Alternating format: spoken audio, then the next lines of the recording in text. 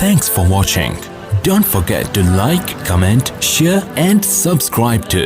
اور پھر آگے فرمایا وَيَقُولُونَ مَتَىٰ هَٰذَا الْوَعْدُ إِن كُنتُمْ صَادِقِينَ. چونکہ کیڑے نکالنے والے جو ہے نا ان کا کام کیا ہوتا ہے, دلائل کو ایک طرف رکھو, کچھ نہ کچھ الٹے سوالات پوچھ کے کنفیوژن میں ڈال دو. تو فوراً یہ سوال کرتے تھے کہ اچھا جب قرآن کہہ رہا ہے دوبارہ جمع ہوں گے, حساب ہوگا, وہ کب ہوگا, ڈیٹ بتائیں, اس کی ڈیٹ کیوں نہیں بتا رہے آپ. تو اللہ نے فرمایا کہ تمہیں تاریخ سے کیا لینا دینا ہے, ہم کیوں بتائیں. کسی چیز کی تاریخ اگر کسی کو معلوم نہ ہو تو اس سے یہ لازم نہیں آتا کہ ایسا دن واقع ہوگا ہی نہیں. مصلحت ہے. جیسے موسیٰ علیہ السلام کو اللہ نے کوہ طور پہ بلایا تو حضرت موسیٰ سے اللہ نے فرمایا اکاد اخفیہا, اے موسیٰ قیامت آئے گی لیکن اس کا ٹائم اور وقت کسی کو نہیں بتاؤں گا میں. اسی اللہ کی مرضی ہے, نہیں بتایا اللہ نے. تو اللہ نے فرمایا کہ وَيَقُولُونَ مَتَىٰ هَٰذَا الْوَعْدُ إِن كُنتُمْ صَادِقِينَ. اے نبی آپ سے کہتے ہیں اگر سچے ہو تو ٹائم بتاؤ کب آئے گی.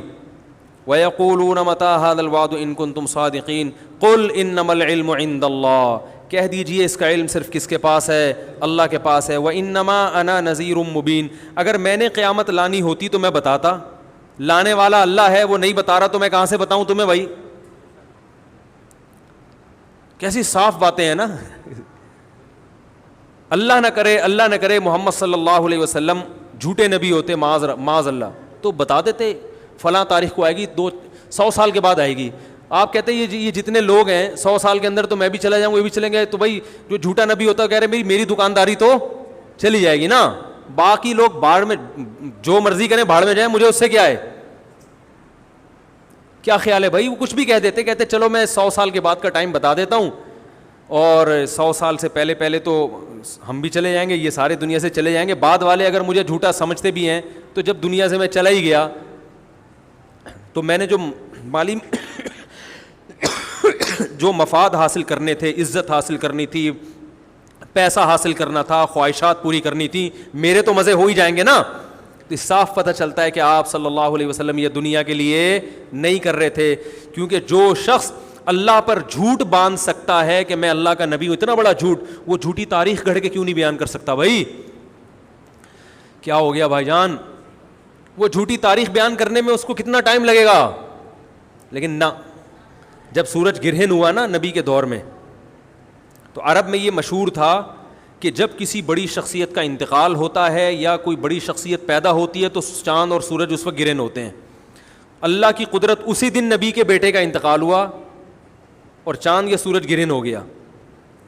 تو صحابہ نے پوچھا یا رسول اللہ آپ کے بیٹے کا انتقال ہوا اس لیے چاند گرہن ہوا. آپ نے فرمایا نا نا نا نا, سورج اور چاند اللہ کی آیتوں میں سے آیات, یہ کسی کے جینے اور مرنے سے اس کا تعلق نہیں ہے. کوئی جھوٹا نبی ہوتا تو فوراً کیا کہتا, ہاں دیکھو میں بڑا آدمی ہوں اور بڑی شخصیت کے بیٹے کا انتقال ہوا ہے, یہ سورج گرہن اسی کی علامت ہے, آدھے عرب اور مسلمان ہو جاتے ہیں. جھوٹا نبی ہونا کہ فوراً ان چیزوں کو کیش کرائے گا. ہمارے نبی صلی اللہ علیہ وسلم نے کہہ دیا کہ سورج اور چاند کے گرہن ہونے کا کسی کی زندگی اور موت سے تعلق نہیں, اللہ کی نشانی ہے. تو میرے بھائی اسی طرح ہمارے نبی نے کہہ دیا مجھے قیامت کی تاریخ معلوم نہیں ہے, مجھے نہیں پتا. انما العلم عند اللہ, کہہ دیجئے علم صرف اللہ کے پاس ہے. وانما انا نذیر مبین, میری حیثیت کیا ہے, میں تو صرف ڈرانے کے لیے آیا ہوں.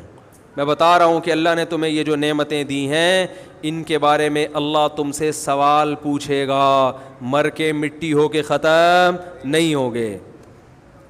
آج ختم کر دیتے ہیں سورہ ملک کو. وانما انا نذیر مبین فلما رأوه زلفة سیئت وجوہ الذین کفروا وقیل ھذا الذی کنتم بہ تدعون.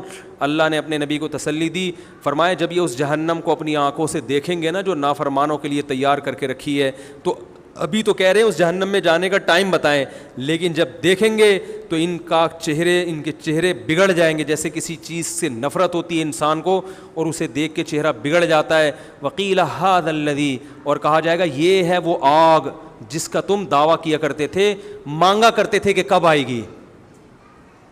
تم کہتے تھے ہمارے سامنے یہ آگ لے کر آؤ ہم دیکھیں, تو یہ ہے جس کو تم مانگا کرتے تھے. آج تمہارے مانگنے پر اللہ نے یہ تمہارے سامنے رکھ دی ہے.